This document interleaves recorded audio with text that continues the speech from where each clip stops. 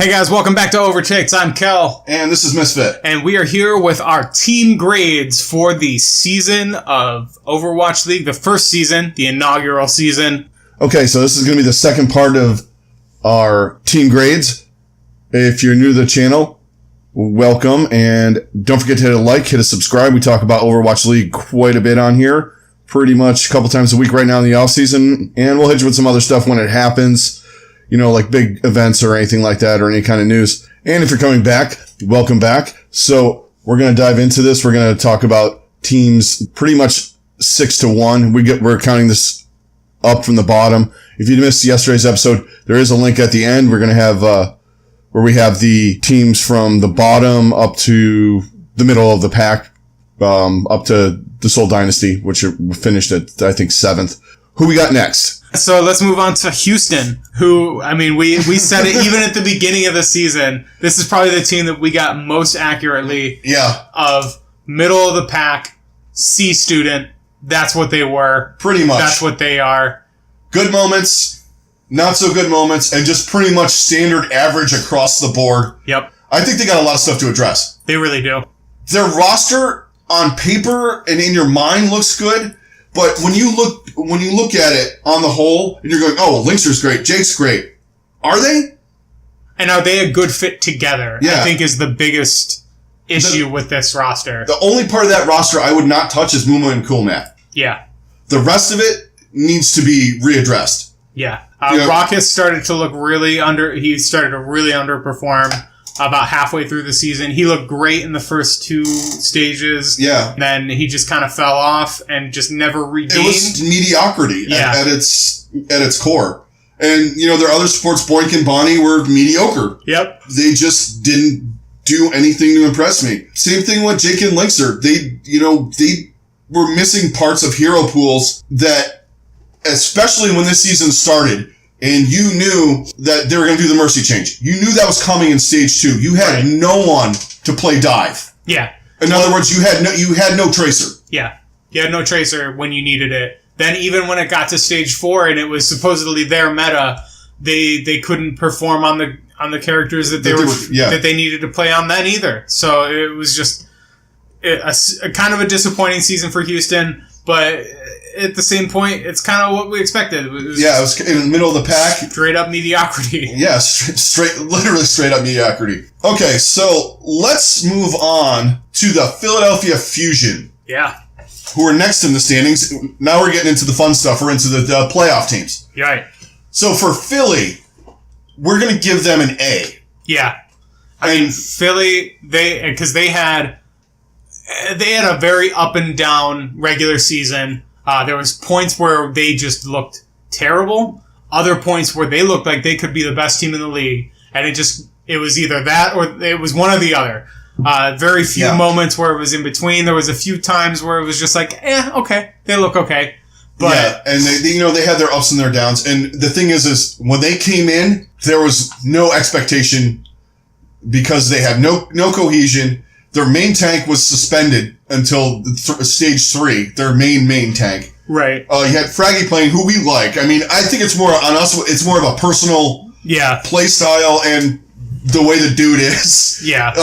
That we like him. I mean, obviously it worked out that Sato was way better. But what they did was they got it together when they needed to. Mm-hmm. In stage 4 and in the playoffs, they played to their potential.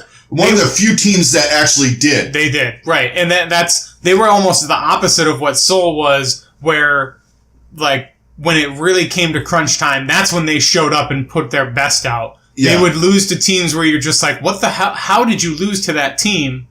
And then the next week, they'll go out and they'll beat New York. Right. And you're just like, it just was confusing, and there was moments where you're just like, if you guys just get some cohesion and just be a little more consistent, you can be such a great team. And they really did that in the playoffs, and they looked phenomenal up until the finals. And they didn't look. The thing is with the finals too, London was on such a tear. Yeah. That you really can't say that they looked terrible in that. They lost by a pretty bad margin, but they didn't look terrible. Right, and because they lost not because of their inability to win. It was just London's sheer dominance and just everything came together and clicked for them, and it's just the right moment that there was no one that could have beat them. Even New York playing at their highest level, I don't think could have beaten London. No, with the way that they were playing. Yeah, and speaking of London, let's move on to the. Oh wait, we didn't. Did we actually say Philly's grade? We gave them an A. Yeah. Even though. Yeah, I think we did. Yeah. Okay. They get an A because of the way that they brought everything together. Yeah, the way that they finished, really, like they were up and down. They were looking. They were on a B, like a high B, middle ground B, and then and then they came in. They aced the final, and they did the opposite of what Seoul did. Yes. Now what they did was they not floundered, but they kind of toyed with like the lesser teams in the league, and they beat the teams that they needed to beat in the middle. Yeah. They dominated, they owned Houston all season. Yeah. You know, they beat Seoul when they had to. They beat Boston when they had to. They beat teams that they should be, to move yourself up on the ladder, you have to do. And then they always battled New York, always battled at that point London, and, you know, the Gladiators, the Valiant. They were always in it. Mm-hmm. And, you know, they won some of those matches too.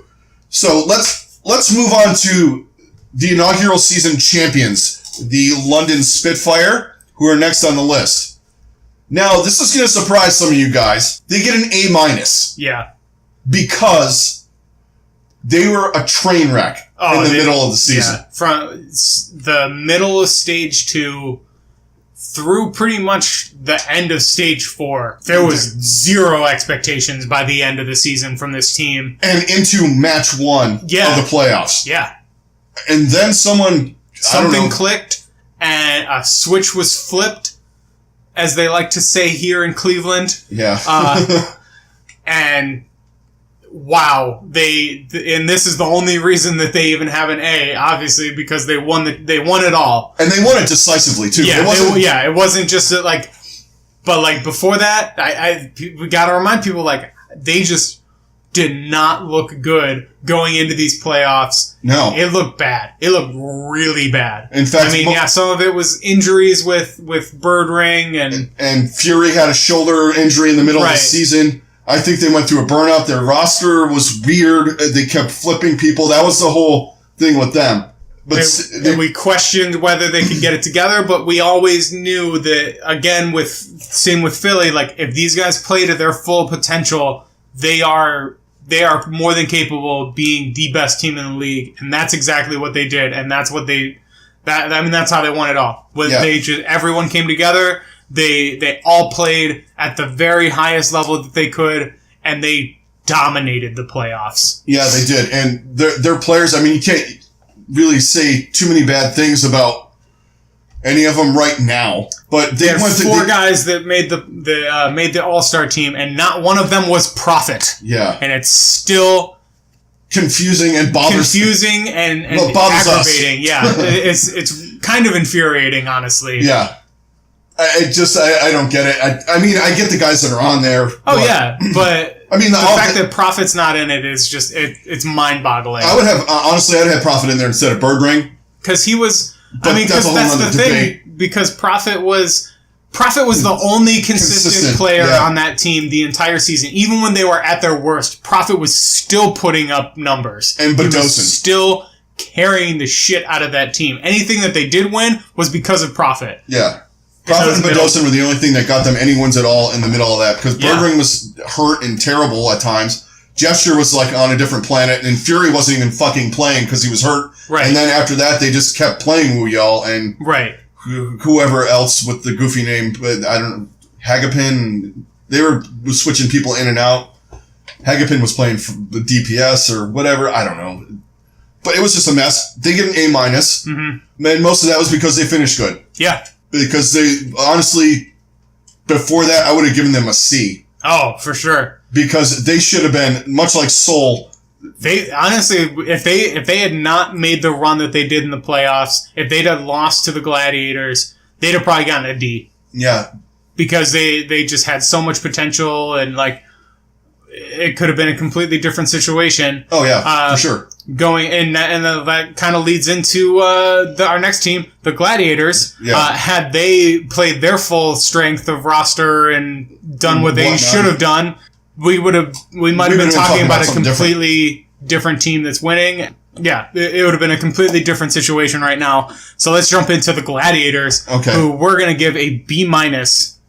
Yeah, we're giving a B- mostly for stage 1 and part of stage 2.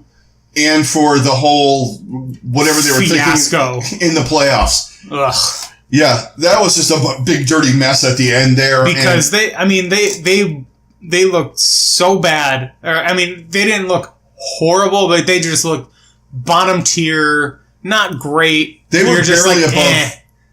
Yeah, they were barely above like Florida and Dallas at that point. And Shanghai. Yeah. And, in fact, there was one point where I believe Florida was within a game or 2 of them. Yeah. We're talking like they had 3 wins and Florida had gotten their second win. Mm-hmm. And then they got fissured. Then they make the fissure trade and their season completely turns around. They look like a completely different team. They really start to get their coaching in order. Everything looks really good. And they were pretty much unbeatable towards the end of the season. Yeah. And when it got to stage 4, as they had been playing together more, they really figured out their DPS situation and their rotation with that. And it was a hell of a coaching job that they did with the other parts other than fissure. Yes. I think. And then the whole fissure situation happened and it just completely destroyed their whole season. And their team morale and their team. Yeah, everything. Everything. And I don't know what, obviously we weren't behind the scenes with all the stuff that you hear, and it's all drama. I don't really want to get into the drama portion of it, but they were pretty much okay with, all right, we're not going to play with him and fuck him. Yeah. And I don't know. We deal so much in regular sports. There's so many guys like that on teams where you're like, he's an absolute fucking asshole, but you know what? We're going to win with this asshole or not. Exactly. And that's what was just so mind-boggling to us. And I know, like, esports is definitely different. Like, everyone is friends with each other. Like, it's very, very buddy-buddy. More so than even, like, the NBA, where you got... It reminds me more of the NHL. It's a lot tighter knit. Yeah, it's very, very tight-knit. Like, these guys are all very close together.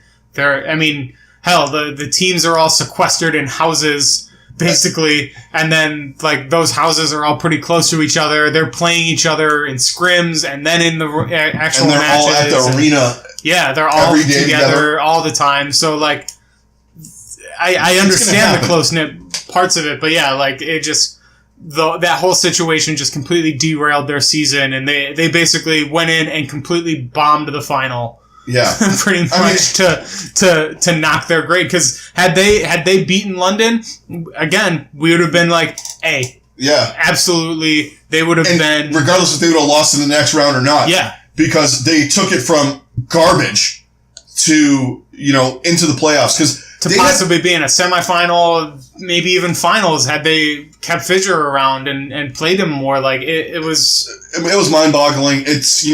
It's something that's obviously going to be addressed in the off-season. We haven't come up on any of that stuff. September 9th, I believe, is when renewal for contracts is.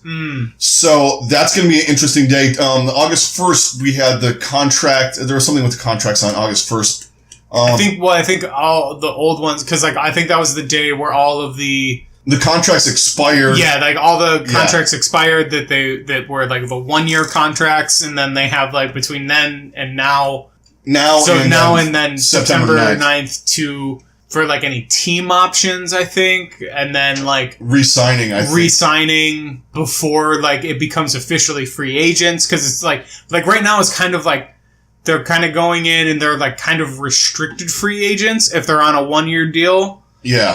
Unless they completely cut it off, like London did, like all those guys that they said they're not playing, whatever, they're all complete free agents right now. Right. I believe. And a few of them are playing in contenders and whatnot and stuff right now. I think Wu Yall and a couple other guys that were like on. He's a good tank. He just wasn't as good as Fury. Right. But some of those guys belong in the league. I mean, let's be honest, for sure. and they will be. Yeah.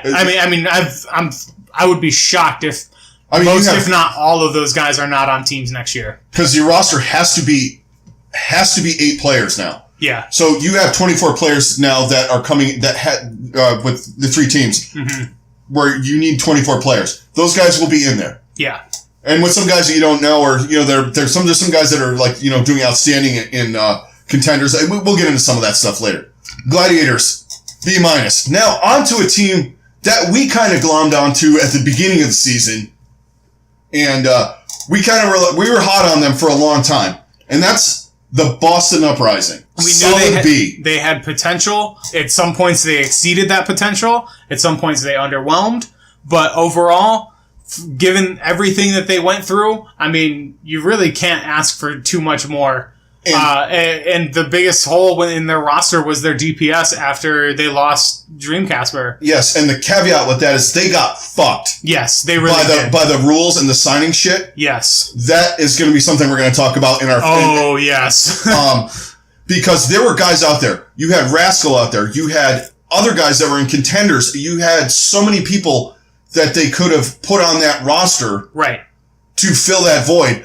But for what they did with Mistakes and Striker as only 2 DPS guys that they had, you can't really knock them for it. No, not at all. I mean, Mistakes is a great player, and I think he grew a lot. Oh, for sure. But you're not going to make him your main DPS player. No, he's definitely a rotational bench player. Yeah, and you're going to need a lot more of that with the way the meta changes are going and things like that. For sure. So, I mean, he's going to be on the team, but they got totally fucked. And I said it at the time, and they got to fix this roster thing. And we're not the only ones saying that. And it's going to happen, if they keep this, it's going to happen to a team that's in first place, and they're going to have one of those, well, we have the 2 best, like say New York, for instance. So we have, say, Ark and Jonak. What if Jonak goes down? Who's your Zenyatta? Yep. What if Jonak decides, fuck it, I'm going to go play Fortnite or whatever? You know what I mean? But if that happens, past stage 2, New York would lose a majority of their games and be fucked. Yep. Because they would have to take a DPS player, like somebody like Pine, and put him on Zenyatta. Yeah. Just as an example. So Boston got screwed, but they showed a lot. They were the first team to go through a stage undefeated. And granted, they're a dive team. So once that dive meta changed, that's where it got kind of bad for them. Right. For sure. But then even still, Striker, that's just how good of a player Striker is, that he managed to carry that team as hard as he did. And that's not to take anything away from anything else that the other members of that team did. Like, they had some phenomenal tank play from Note, Gamsu, and then they had some really solid support play. It just, at times, it just didn't all come together. And that one thing that I think they need to work on is when the meta shifts in the middle of the season, they need to work on that more. Yes. Because they were very slow to react, especially like after the Mercy change. And then after the Brigida. Yeah, that was one of their biggest faults, was they were too slow to adapt to the changes. And that's something that they really need to address.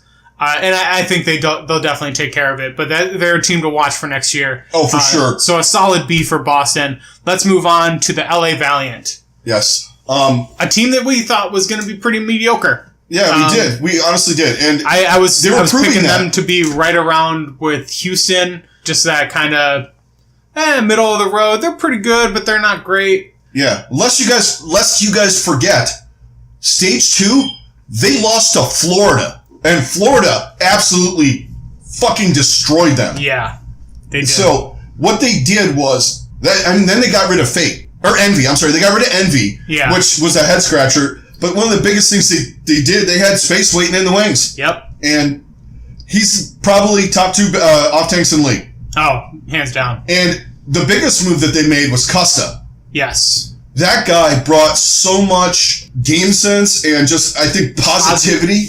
Positive energy.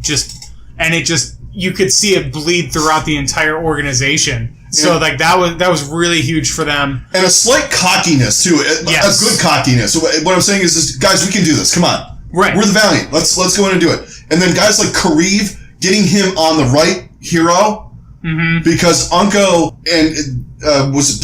was playing the Zenyatta most of the time. And Kareev is a DPS player. he needed to be on Zenyatta. Because he had the game sense to be a good support player, but he also had the mechanical skills to fucking rake on Zenyatta. And also now in this current meta, he was, playing Roadhog, and you had to how about switch it up. that couple of weeks where they switched him to full-on DPS, and he and Soon were tearing everybody up. Yeah, it's just that their supports were terrible. Yeah, when he was playing... he was playing Tracer. Soldier, he was playing Tracer. Widow, a little bit. That was an awesome... I really liked that little time period. I was ready for them to make the full switch on Kareev. But, bringing in Custa, putting him on Mercy and the main support, and letting Kareev kind of do both, I think that was the best move that they could have made, and it worked out really well for them. The one thing that they just didn't have that, and it was something we said even when they were at their peak, they just didn't have that killer instinct to put a team down for good. Yeah, the finishing of teams, everything got it always got dicey. Yes. Where's this going to go? And then, they would grind one out. And there's nothing wrong with grinding out wins. Oh, no, not at all. Sometimes you just got to go for the throat. Yep. And there are certain fights where they were playing a little too calculated. And whereas a team conservative at times. Right. Whereas a team like Philadelphia is like, oh, this fucking fight is not over, bitches. Right. We are not backing out of this. And that was something that was just always felt was lacking from the Valiant. And that's why Philadelphia fucking... But even still, I feel like Philly would have done the same thing to him. Yeah, London does the same thing. We said that in the finals. They continue the fights on. Anyway, that is the Valiant. They're so LA. I'm sorry. They really are. Fucking LA. These teams are already in their damn cities. They really are. But the Gladiators are like the LA Raiders right now. Yeah. That's a Wayback Machine for you guys. Before they were in Bitch City. All right, and the fucking comments are going to start on that. I at least said an attack Atlanta this time. Anyway, they were the LA Raiders. So, enough talk about conventional sports and my hatred for Oakland and apparently my hatred for Atlanta. Anyway, let's move on to the best team in the league all season long, the Indianapolis Colts. Yeah. I'm sorry. I was back on regular sports again. The NYXL. All right. There's so much to say about this team. Yeah. That, they're so good. They have the best support team. They have one of the best tank duos. They have probably one of the best rotations of DPS players. But they just couldn't do it. Couldn't get it done in the playoffs. Nope. And meta shift? It was a meta shift. I think there was definitely, in stage 4, you kind of saw it. Everyone thought it was sandbagging. We thought it was sandbagging, but I think it was burnout. Yeah, they were burning out. Definitely some burnout, because they were looking groggy, and they couldn't finish like they normally would. Like, there would be points where you'd be like, oh, they're not looking so good, and then all of a sudden one person is holding a point against 4, and stuff like that. Just long enough for the rest of the team to come back, and then they just roll them back. Like, that kind of stuff just stopped happening. Yeah. And also what stopped happening was Sabiobi being able to play Tracer. Yes. And he's a hard carry on Tracer. He is so clutch. He is one of the most clutch Tracer players in the league. Other than that, Prophet, whatever the fuck he did in the finals kind of thing, that was more... Sabiobi does that. That was his kind of thing. Just when you thought they were going to get beat, he would come around, get a 4 kill. It's just his hero pool is a lot narrower than we thought. Yeah. And that really hurt them. Yeah. Between him and Pine basically having the same hero pool. Yeah. You can Libero can only play one character at a time. Yeah, exactly. He had the biggest hero pool, but he can only play one character at a time, and he was mostly projectile. He was like their projectile specialist. I mean, he could play anything. He really could. He could. And the thing is Pine is a hit scan. He's a Widowmaker McCree hit scan. Really. Yeah. He doesn't have he's okay on Tracer. He's okay on Soldier. I mean, not that there was much Soldier being played in the latter half of the season, but it's just he didn't have enough. Yeah. where, even Sabiobi could move on to something else. He could play Roadhog. He could do a couple other things. Like, Pine can play Zarya a little bit. Yeah. And that's more because he's a tracking god. Yeah. But it's like some of those ones where it's faster paced, he wasn't as good at. He had the good flick aim and stuff like that. But like his Genji wasn't very good. I don't know if he ever played Pharah. No, I never saw him play his Pharah. Tracer was somewhat suspect at times. And he's crazy. Yeah. And like he would try to play Tracer and get himself out of position and put himself in bad points. And it's like, okay, you can get away with that on Widowmaker because you're trading 3 for 1, basically. Because if you do a flank and you take out both their supports and you die, you can live without the Widow. You can live without the Widowmaker anyway because they're not on the point doing the grinding and stuff like that. When they have no supports, you have it. You can deal without the Widowmaker for 30 seconds.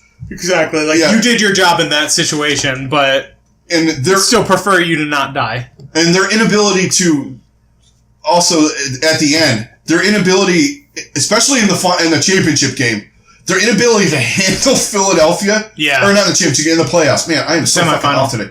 Semifinals, their inability to handle what Philadelphia was bringing at them, it didn't leave a bad taste. It just left a lot of questions I had. Okay, so was this team really that good?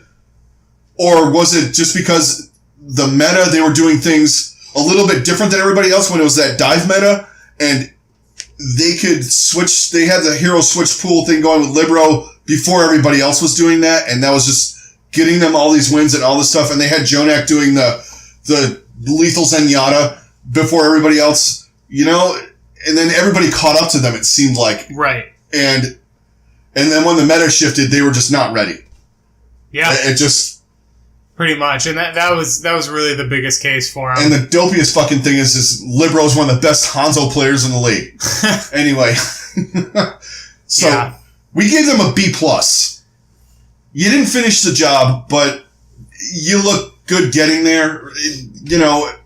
Next year, up until stage 4, they were the best team in the league. Yeah, next year they're still, very much. They're up in the top. I can't wait for next year. That's anyway. the thing with these guys is so many of them are really young. They're their DPS is probably going to look pretty different, but their core of support and tank will most likely be the same. I feel like they'll probably add one more DPS player with a big hero pool. Yeah, I think so too.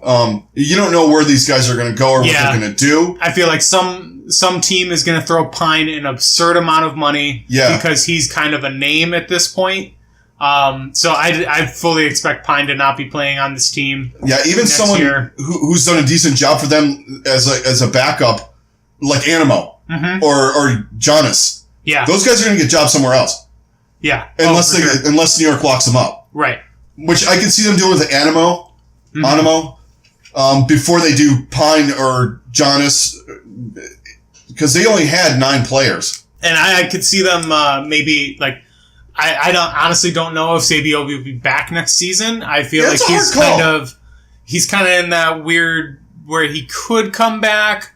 But does he want to? Does he want to stay as a coach? And he's invested, but he's not as invested as everybody. He's got a family. Yeah. Because he's always on social media and stuff. He's talking about his family, which is great. Yeah, absolutely. He has his fucking awesome videos of his dog all the time. He's been chasing around he was chasing around a big fucking black. It looked like an exercise ball. He was calling it wrecking ball. He has one of the. He has standard esports player dog, too. Right. He really does. He might not be as invested. You don't know. I mean, who knows? Maybe some time off, he's going to be like, you know what? I fucking miss this shit. Yeah. Get me back in here. And that happens, too. And maybe he's one of those guys where he could either be like, I'm done, or he could come back next season and have a hero pool that's 3 times the size, and he's godlike at all of them. Right. It could really go any way. You don't know. With this guy. All right, guys. So that's going to do it for our grades for the season. Don't forget to hit a like, hit a subscribe. If you guys are new, thanks a lot for joining us. Coming in. We're going to be doing a lot of off-season stuff coming up here. And, we're going to talk about other things too. Regular Overwatch. We're going to keep you guys updated. We're going to keep you informed. And we just like talking about this stuff because in any other sport, the off season, you don't think there's anything going on, but there's always a lot of stuff to talk about. Right. And especially with expansion, and then you have new heroes coming into the game, new maps coming into the game, new meta changes, hero reworks. I mean, there's 4 hero reworks in the works right now. Yeah. Because, they're going to rework Mercy and Sombra at least 5 more times in the fucking time period. Right. You got Torb getting reworked. They're going to do some stuff to Reinhardt. There's going to be some stuff going on. Obviously, some new heroes coming in. You got Wrecking Ball that's going to be in there, all that stuff. We're going to be on top of all that. All you new guys, we're going to have a lot of stuff. All you guys that are coming back, thanks a lot for joining us. Thanks a lot for doing all the conversations with us, all the likes, all the subscribes, all that stuff. You guys keep us going. And we're going to have some more, interesting stuff. We're working on a lot of stuff on our end, too, to improve things and, do more stuff for you. So it's going to be an interesting off season. All right, so that is going to do it. You guys have a great day. We will talk to you later. We'll catch you guys on the next one. Later.